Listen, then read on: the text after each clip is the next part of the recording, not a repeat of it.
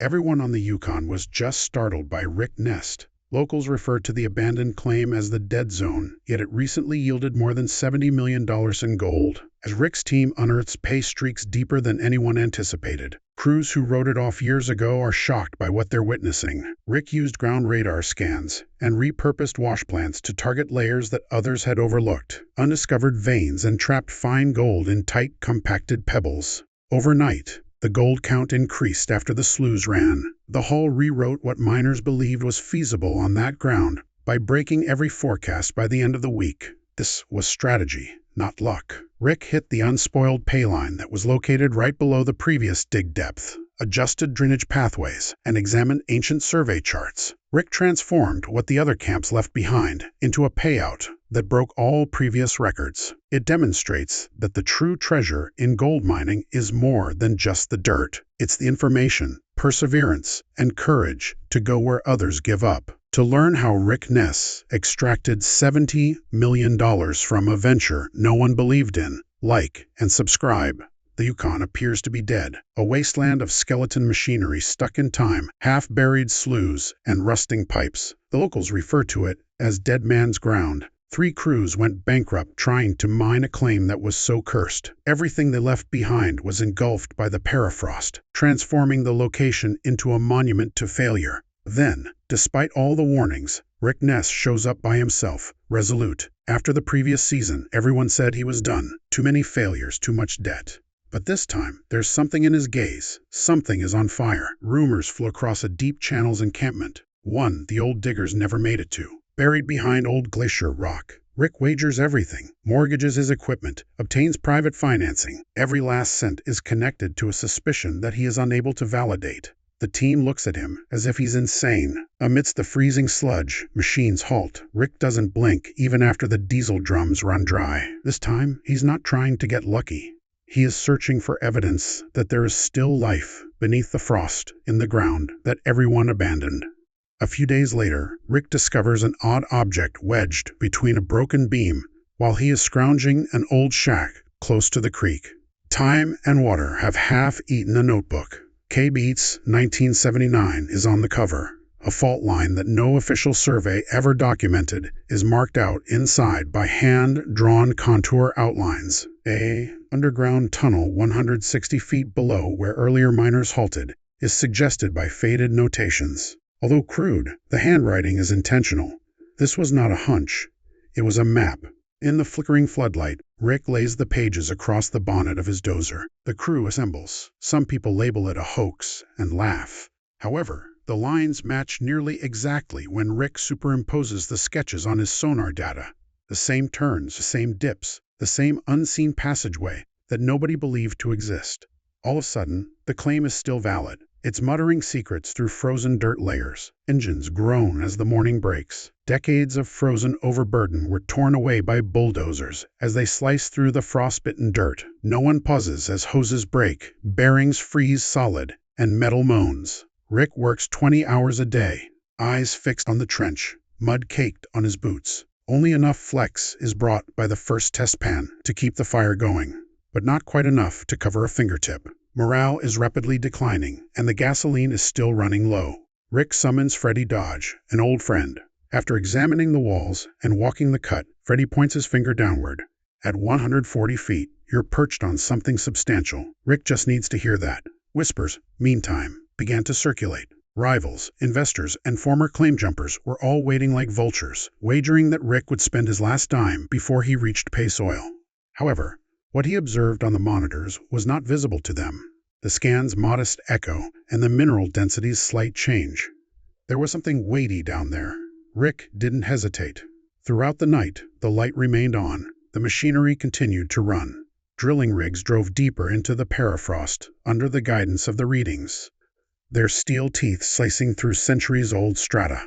The bit echoed the strain above with each spin until it ultimately locked on a solid object, made of compacted blue clay. That tint, the signature of an old, unspoiled riverbed, is familiar to all miners. Sonar imagery corroborated the data from the boreholes, which jumped off the charts. Directly beneath the old camp was a split current that twisted like a snake.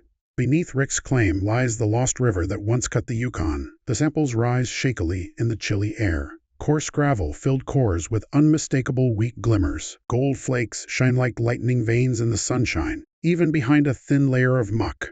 The geologists find it hard to believe. The density measurements point to a pocket that is bigger than anything that has ever been recorded nearby. Rick doesn't think twice. Ignoring all safety precautions and warnings about pressure buildup and groundwater collapse, he orders a vertical dig straight down. The crew objects. Rick's voice pierces the wind while the foreman mutters obscenities. We lose everything if we give up now. In order to remove the ground layer by layer, the excavators sequentially dump their buckets. As groundwater creeps in, mud slurries boil at the margins, sensors scream under the strain, and hydraulic lines hiss. The selle run, then abruptly changes color.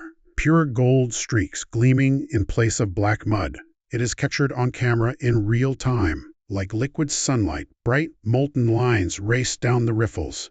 Incredulous, the crew stands motionless. This isn't a light trick. At last, the ground is leaking gold. Rick observes silently. As though he had anticipated this all along, the corner of his mouth lifted. However, the system is unable to manage it. The weight of the material causes the old wash plant to choke. Heavy sludge is blocking the pumps. At that point, Rick gestures for someone to bring in something that has never been seen before, a machine constructed over the long Yukon winter, hidden from the cameras. It is known to him as the Titan Reclaimer, built with a combination of Juan Ibarra's bespoke mechanics and Freddie Dodge's engineering expertise. The Titan's a blend of steel and invention. It is equipped with twin centrifugal spirals that isolate micrograin gold at 3 times the typical rate while spinning off mud and magnetite. Every weld burns purposefully. Every bolt shines. The team looks at it as if it were alien. The sound turns to a loud, resonant hum, as if the earth itself were responding when the first bucket load falls into its feeder. It's mayhem for the first few minutes. Gold sensors redline, pumps rattle, and tailings overflow. The selle mats appear unreal as they glow beneath the floodlights because they are so concentrated. Juan shouts over the roar and laughs over the communications. Rick is actually spreading gold dust throughout the Yukon. The data supports it. The output is incredible. In a single day, they're recuperating more than they did during the entire previous season. The Titan Reclaimer is not a simple machine. It eats up the planet. Word gets around quickly, too quickly. Rival miners start to appear at the Rigel lines within a week. They sat with their trucks in silence. From great distance, binoculars trained on Rick's activity. Drones are even launched by some before daybreak, and they circle the cut until Rick's crew uses high-press water hoses to blast them down. There are rumors all across Dawson City. Ness is removing ounces from the gravel like candy. Calls from investors begin. Tension in the camp grows as news crews snoop around. Rick is aware of the benefits of attention, government eyes, sabotage, and lawsuits. Thus, he secures the area. Drones are prohibited, gates are welded, and guard dogs are stationed near the generators. The formerly welcoming area now seems like a military installation. As the Titan roars through the night, floodlights sweep across freezing dirt. Its sound has also changed. Now, the deep mechanical rhythm beats as if it were alive. After dusk, odd things begin to happen. The earth starts to shake. First, faint like distant thunder, then more powerful, alive, and rhythmic. Directly beneath the cut, the seismographs display irregular movement. As the old channel awakens for the first time in millennia, subterranean water pressure is changing and creating new pathways. Tools crash on the ground as the shocks shake the containers. Before the trench collapses, the crew wants to stop and reevaluate. With the Titan's roar resonating behind him, Rick pulled his gloves tighter and moved toward the pit's edge. Without hesitation or fear, he gazed into the moving mud and said softly, "If it's moving, it means we're close." The night continued, with lights piercing the darkness and machines etching deeper into history, because he knew the main vein was waiting, the one that could change everything, deep beneath that restless ground, beyond the tremors and the noise. Buckets shivered against the frozen walls. Hydraulic lines hummed under tension, and every operator felt the tremors, which at first were faint, almost rhythmic, blending with the churn of mud and the groan of steel. But then they sharpened, a low rumble becoming a rolling pulse beneath the excavation. Day 41 came cold, relentless and loud, and the Titan reclaimer moaned in time with the excavators as they chewed through the trench, each bucket load heavier than the last. The ground shook from the constant motion, but no one paid attention until it was no longer background noise. The ground itself was waking, responding to the machine's relentless bite. The north wall shivered violently before collapsing. A slab of 20-ton thick frozen clay sheared off and fell into the trench, swallowing an excavator whole. Hydraulic lines whipped through the air like snakes, bursting and spraying crimson fluid across the mud. An alarm sounded as a deep crack echoed across the pit, like a rifle shot, followed by another. Rick ignores the warning and rushes toward the chaos, screaming through his headset as radios explode with shouts. The trench is rapidly filling up, with mud, gravel, and slurry surging upward as the wall gives way. The operator's cab is half buried, its lights flickering under the sludge. Rick dives in without hesitation, the water burning like ice. They stumble through waist-deep muck, barely clearing the pit before the ground behind them collapses completely, the roar deafening like the earth itself tearing open as he beats a crowbar against the door, forcing it open just enough to drag the dazed operator free, while another section of wall breaks loose above them. The Titan stands silent for the first time in days, as the crew struggles for hours to stabilize what's left.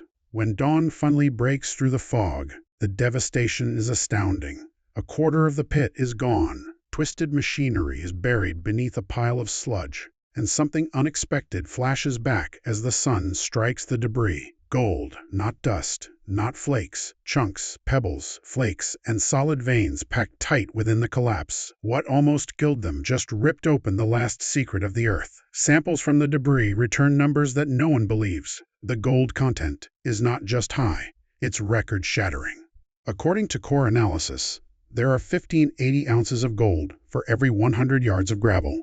The deposit spans nearly 200 meters, a glacial pocket untouched for 10,000 years, sealed under layers of pressure and frost. The wall that collapsed didn't ruin their operation. Instead, it revealed the mother lode, and within hours, the Titan reclaimer is roaring again. This is 10 times the richest ground anyone has mined in the Yukon this decade. Cleanup after cleanup yields pounds of raw gold, so much that Rick has to start melting bars on site just to keep up. Every pan glitters, every cellar overflows. The crew stops talking about ounces and starts talking in pounds. Trucks line up, dumpers run nonstop, and the air thickens with the metallic tang of wealth. This isn't just pay dirt, says Rick, standing at the edge of the platform, his hands black with mud and grease, recording a private message on his phone in a low, calm, almost reverent voice. Under the harsh floodlights, the runoff turns liquid gold, glowing as it pours through the chutes like molten fire, its history rewriting itself. The Titan hums behind him like an old-fashioned engine, gnawing through the ancient channel that would not die. However, history never remains hidden for long, and as word spreads, the vultures show up. Corporate mining companies start to circle overhead, and survey drones buzz through the sky despite the no-fly zone. Rick's lawyer describes it as a coordinated squeeze, intended to force him off the claim before he can cash out. Some land agents send courteous letters offering to partner with Rick on further exploration, while others skip the formalities. Anonymous messages arrive at night, containing warnings veiled as legal threats and citations for fictitious environmental violations. The ground he's on isn't under their jurisdiction, so it doesn't work. Rick's investigation into the old records paid off, and he discovered that the land is his. It's a gray area that was left over from a boundary dispute in the 1950s. No company owns it, and no government department has clear authority over it. It's a loophole, carved by history and forgotten by bureaucracy. Rick doesn't wait for approval, though, and he puts the entire operation in night mode, radio silent, lights covered, engines muffled with custom dampers, as the pressure continues to build. More drones, more men on rigid lines, even rumors of government inspectors getting ready to shut him down. The Titan runs under tarps like a ghost, its glow hidden from the sky. The weather turns harsh, with snow pushing in early and covering the site in a thin white shroud that hides their tracks. Rick and his crew move like shadows between floodlights, silent, exhausted, but relentless, and the gold keeps coming. Now, every ounce they pull goes directly to the on-site refinery, where it is melted, cast, and sealed in marked bars before dawn.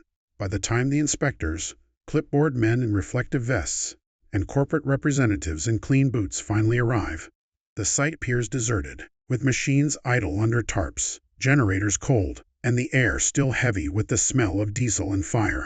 Crate after crate disappears into the darkness, loaded into unmarked trucks that disappear down the frozen highway before sunrise. It's too late. Half the gold has already been melted and poured into bars stamped with nothing but serial numbers and the initials RN, stored somewhere far from the Yukon, somewhere untouchable. The officials have gone empty-handed. The rival companies are incensed, and Rick Scamp is once again silent. The pit is flooded, the trench is filled with ice, and there is silence. The operation was far from over, but from this point on, everything changed. Rick Ness was no longer just chasing gold. He was fighting to protect what he'd already taken from the earth itself. The only thing left was the faint vibration beneath the ground, the ghost of a channel that had given its heart to the one miner who was stubborn enough to think it still had life left. Beneath it all, the rest of the channel lay hidden, deeper still, waiting. Rick wiped his hands on his jacket, eyes focused on the dark horizon, and he nodded once, as if responding to a question no one else could hear, while the floodlights hummed softly over the pit where the wall had collapsed, casting a dim halo across frozen mud and fractured clay. By nightfall, the team was in action, with storm clouds rolling low over the Yukon, thunder obscuring the sound of engines, and a convoy of unmarked trucks thundering through the mud with headlights off, escorted by armed guards in black rain gear. The ground had spoken, and he wasn't finished listening. Project Titan. The rain hammers down as forklifts lift the last pallets into the trucks, the gleam of raw gold glinting beneath the tarps. Under floodlights muffled by fog, gold bars were loaded one by one into reinforced crates, each weighing 50 elba, and stamped only with 2 words burned into the steel. Crates hooked, lifted, and carried toward a private airstrip cut into the wilderness, where a Cone 130 transport awaits, engines already roaring. Helicopters hover in the distance, blades chopping through the storm. As soon as the convoy clears the ridge, the choppers descend, cargo slings dropping into the mud like metallic claws. Rick in charge of the entire operation from a floodlit platform, his jacket zipped to the chin, his face strewn with rain. There is no celebration, only a quiet, exhausted satisfaction, as the gold is finally free after 10,000 years of being sealed in frost. Every move is timed to the second, and every route is pre-cleared and encrypted. Within 48 hours, rumors circulated that a European buyer had received a shipment that matched the Titan's estimated weight. Officially, Rick reports that the total output is just under 70 million. Some claim the load is going to a private refinery in Switzerland, while others insist it's going to a vault in Iceland. Real number, however, may be twice that, according to insiders, particularly those who dealt with the melts. No one can prove it, and no one is willing to inquire. When the storm passes, the camp is deserted, the machines are silent, and the tracks have been washed away. Rick Ness is gone at the end of the season, with no announcement, no forwarding address, and not even a farewell. 2 weeks later, Discovery crews arrive, prepared to film a season of triumph. The only evidence of the operation is a single steel beam sticking out of the mud, engraved with 6 words in grinding torch marks: "Dead man's ground paid in full." Months go by, but what they find resembles an eraser more than anything else. The pit is filled to overflowing. The machinery has been disassembled, and the access roads have been blocked off with welded gates. Locals continue to talk, and some swear that at night, when the wind shifts just right, they can still hear the faint thrum of engines under the frozen soil, like something still moving down there. However, a geologist surveying old Yukon data flags an anomaly. Snow buries the claim, turning the site into a white wasteland once again. Underneath the site, there is a dense magnetic field that shouldn't be there. New scans reveal an enormous oval void that is perfectly symmetrical and far too smooth to be natural. Some scientists call it a collapsed quartz dome, while others subtly speculate that it might be an ancient structure that was forgotten and buried before the last ice age. A new Yukon rush breaks out within weeks, with dozens of miners flooding the valley, chasing the invisible river that Rick Ness woke from its icy tomb. The mystery is further complicated by analysis of the recovered gold, which shows traces of platinum and iridium in the assay's rare elements associated with meteoric impact zones rather than typical river gold. However, none of them discover what he did. The magnetic readings continue. The channel stays closed. The ground, which was previously disturbed by machines, becomes silent once more. The rumor spreads more quickly than the reality that Rick Ness didn't simply strike gold. Rather, he discovered something older. It was never intended to be disturbed. Long before men came searching for wealth, it was sleeping beneath the permafrost.